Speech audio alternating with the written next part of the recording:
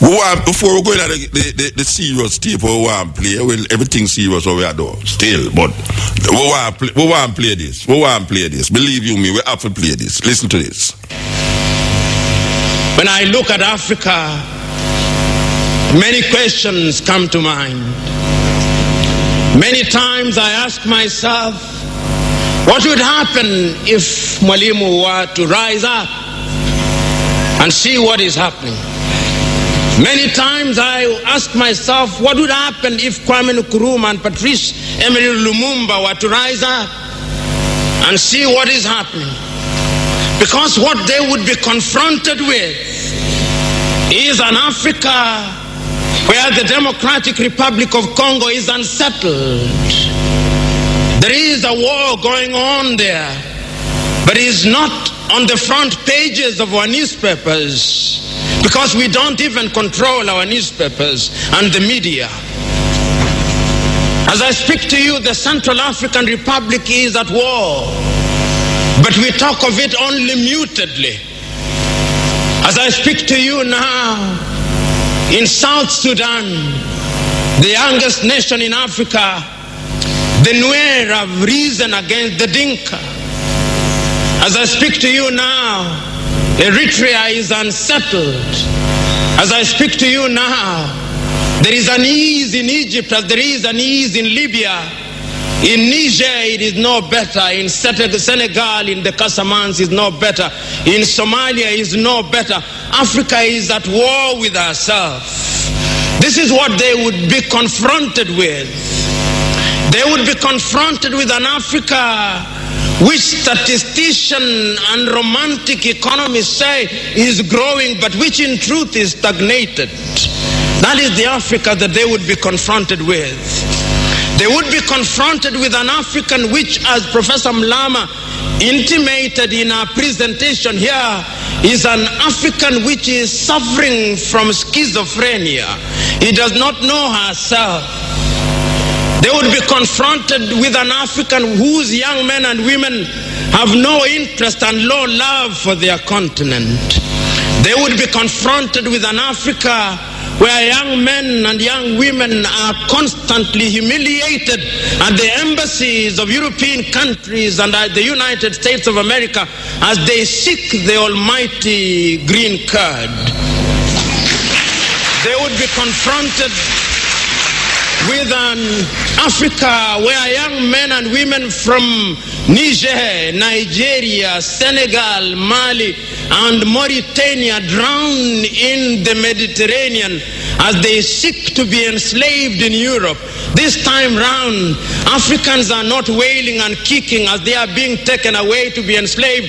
They are being seen wailing and kicking as they seek to be enslaved in Europe and America. This is the tragedy of Africa. They'll be confronted with an African where people have lost their self-pride. An Africa where Africans are not proud of their things. An Africa where in the hotels of Dar es Salaam or Nairobi, even food has foreign names. When we fry potatoes, we call them French fries, even when they are fried in Dar es Salaam. That is the Africa that they would be confronted with. They would be confronted with another Africa. An Africa which does not tell her story. An Africa whose story is told by Europe and America, the CNN, Radio Deutsche Welle, Radio France. That is the Africa they would be confronted with. They would be confronted with the young men and women who have no pride in Africa. When they want to enjoy themselves, they sing the praises of football teams from Europe and America. It is Manchester United. It is Arsenal. It is Real Madrid and Barcelona, not Yanga, not Mufulira Wanderers, not Gor Mahia, not FC Leopards. No. That is the Africa that they would be confronted with. They would be confronted with an Africa which does not enjoy its theater and drama. That Africa celebrates Leonardo DiCaprio. It celebrates Angelina Jolie and Brad Pitt. The Africa does not celebrate Genevieve Naji of Nigeria, or Rita Dominic, or Lou Jacobs of Nigeria. It does not celebrate Bongowood or Nollywood or Riverwood. It celebrates Hollywood. That is the Africa with which they would be confronted. They would be confronted with African women whose greatest source of joy is cheap grade B Mexican soap opera, La Patrona, La Mujer de mi Vida, The Rich Also Cry. Why must we remind ourselves of these realities? Because throughout the ages, the battle has always been the battle of the mind. And if your mind is conquered, then you are going nowhere. And that is why in the ages of enlightenment in Europe, the great René Descartes said, cogito ergo sum, I think, therefore I am. And therefore, if Africans are to begin to make a contribution in their affairs, Africans must begin to think. But the question is, are we thinking? We have universities in their numbers. Tanzania has universities including Dar es Salaam. Nairobi has universities, as indeed Kampala, as indeed South Africa, Johannesburg. We have all these universities. We have engineers. But our roads are not being made by Tanzanian civil engineers. It is the Chinese who are present in this assembly who are making our roads.